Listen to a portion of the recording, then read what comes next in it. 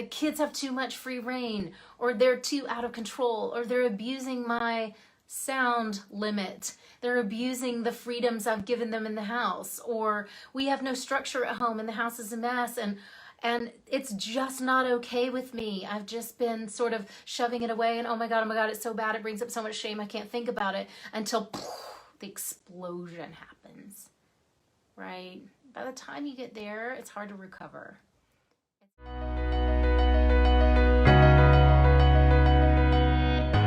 Today we're going to be talking about overcoming, understanding and overcoming anger. We all have experiences with anger. We all have a relationship with anger or to anger, whether that has been acknowledged or owned by us or whether it has not yet. And it's useful and productive to understand how anger works for you or against you in your life, so that you can take some conscious steps to overcome the parts that are not working for you, to make a choice about how you want to proceed, if you want to keep going the way you've been going and the way you're parenting, and how anger plays a role there, or if there's something that's really not aligned for you that you'd like to change. So when you are unsure of how to handle your own anger or uncomfortable with it, the breakdown is: I avoid my kids' anger, I am scared of my partner's anger, I don't want to do anything that might potentially incite that anger. I am scared or avoidant or reluctant to address issues that need to be addressed, set boundaries that need to be set in order for you to have your sanity, quiet time, alone time, workout time, whatever it is. You'll avoid that because you're scared of the emotion. And this is what's so key, and I want you to get this wisdom, that when you're scared of your own experience, you'll project it out, and you'll be afraid to make your spouse upset. You'll be afraid to make your kid upset. And that language is very old paradigm. That's not really what's happening, but that's how we feel. That's how we think about it. I don't want to make anyone else upset. When you need to avoid anger to feel calm, I hear this a lot. It's a condition. Think about for a minute, like, why are you avoiding the anger? What's scary about setting someone off? What's scary about yourself? We boil it all down. And the bottom of that is, well, I'm afraid of feeling out of control.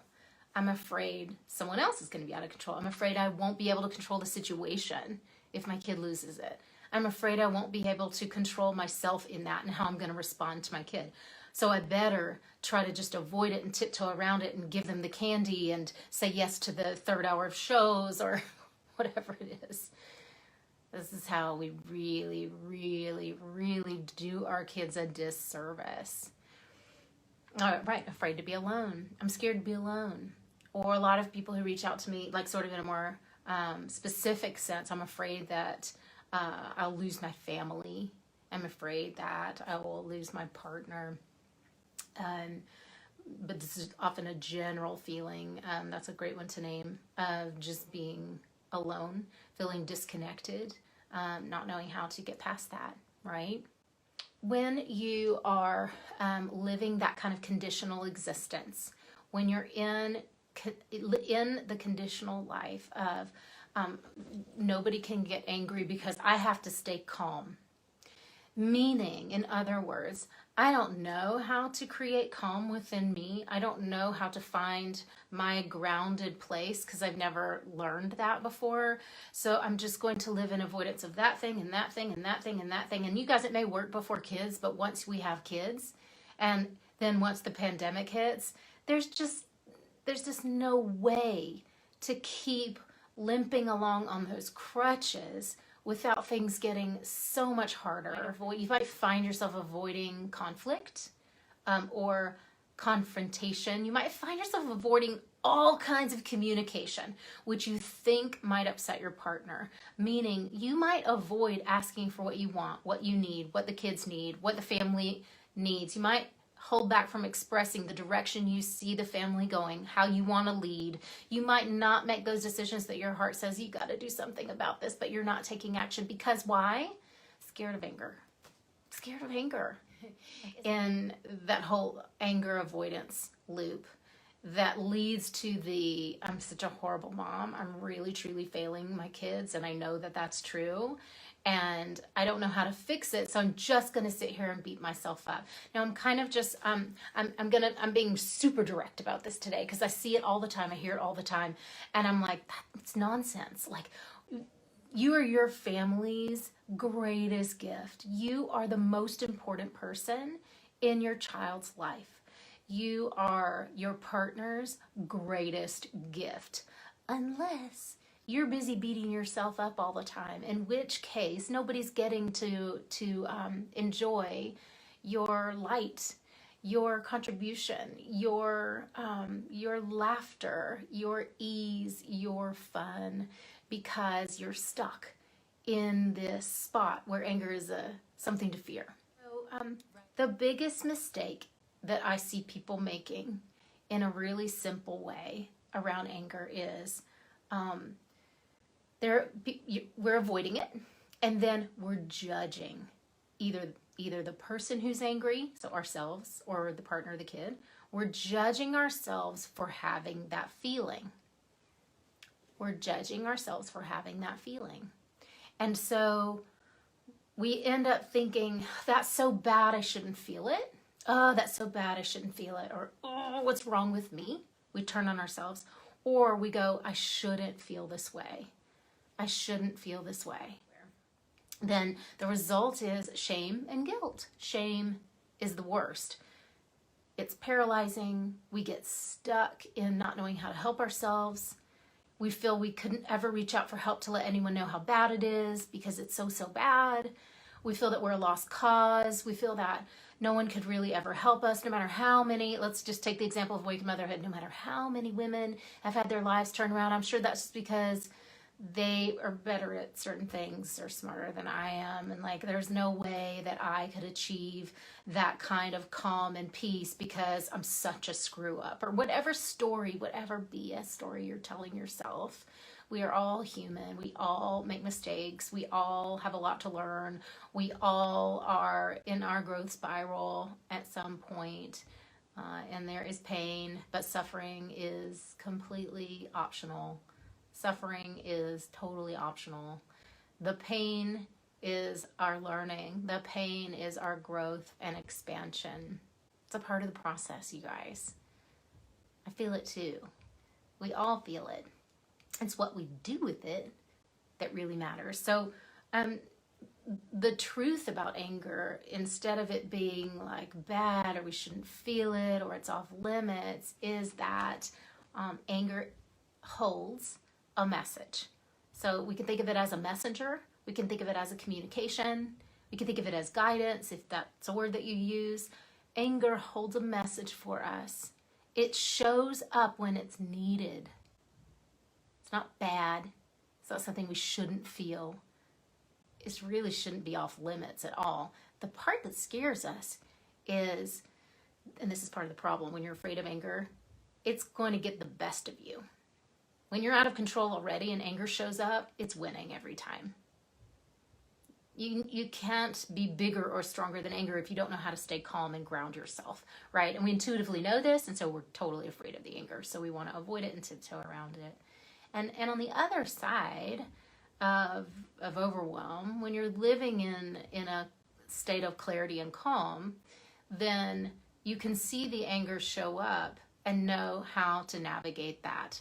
It might be a bump, it might be a wobble, it might just be an awakening of some sorts, but there's a message in it. And I jotted down a few ideas. So it's here to get our attention. It's here to kind of shake us awake. It is very similar to anxiety in this way. It's here to show you something that you just haven't taken the subtle cues about yet. You aren't listening to yourself until it gets to that fever pitch, and then it's like, I can't handle this anymore. The kids have too much free reign, or they're too out of control, or they're abusing my sound limit. They're abusing the freedoms I've given them in the house, or we have no structure at home and the house is a mess, and it's just not okay with me. I've just been sort of shoving it away, and oh my God, it's so bad. It brings up so much shame. I can't think about it until the explosion happens, right? By the time you get there, it's hard to recover. It's hard to recover, yet there's a message in that anger for you. So I want to invite you to open to your own experience and your own guidance, and to listen. And if you feel able to do so, ask, what is the anger here to show me? Your higher self is going to rush right in and say, thank God you're finally asking us. Let's do this. What are you here to show me? When you listen to anger and hear its message, that doesn't mean you're reacting to it or enacting the anger. It doesn't mean you're screaming and shouting. It doesn't mean that you're having that you're attacking anyone or yelling at your kids. Those are all things that are so painful. They cause so much pain and trauma in families, and they tear apart our connections to our kids. And I know how awful it feels, and I know how awful it feels for you when you slip and do that. There is a message in there, you guys, and it's usually not what you think. It's usually not that you're there's something wrong with you, or you're broken, or the marriage is over, or might be, but usually it's not those things. Usually it is, I have a gap in my skills. I was okay doing my thing until I had kids, and now there are parts of myself that I'm really struggling with. I don't know how to be a mom to these kids that came to me. I don't know how to run the household. And think about it, like any profession you go into, you go get a degree in it. You study for years, 2 years, 3 years. If you have your PhD, you go at it for a decade sometimes. Like, that's a skill set. That's a real skill set that enables you to live a fulfilled life. We don't do that with motherhood. We take it all for granted. We just say, like, yeah, I should be able to be a totally completely proficient in relationships, in emotions, in communication, without any training or degree in that area. If you didn't figure out how to get comfortable with your own anger, your kid is showing up to help you to learn how to do that. And there's very specific processes for dialing in your own ability, your own capacity to stay with our kids when they're overwhelmed, to get out of our own overwhelm so we can help them, to learn to use our anger to make life easier, to find more intimacy and connection in our marriages, to find more close connection and trust in the relationships with our kids, and between me and my own heart as well. So if I'm afraid of my own anger, I'm gonna have a hard time trusting myself and being brave enough to get into the driver's seat of my own experience. Thoughts for you. So if you do want to you want to explore what more is there for you, and is it possible for you to have the same kind of change that the women of Awakened Motherhood are having, that moms who are stepping into their power and gaining more freedom and out of overwhelm and burning the boats on staying staying in anger and resentment and anxiety. If you're ready to let that go and build your life that is so deeply fulfilling, where you feel proud of who you are as a person, as a mother, you feel you're able to give yourself permission to do the things that make you happy, and really trust and know that you're safe to do that, and what you want matters, and learn how to bring that into your relationship in a way to make it healthier. Then reach out. You can book a clarity call. That's a free call. That's around 45 minutes, give or take, depending on how we go. And if I know I can help you once we've really explored what you want and what's not working for you, then I will share that with you, and I will be very honest with you if I feel that you're not ready yet, or I'm not the right person to help you and Awakened Mother is not the place for you. Then I'll give you other ideas too. So don't be afraid to reach out, because I'll help to help you find your next step, and we'll make a roadmap for you so that you can make your plan to move out of overwhelm.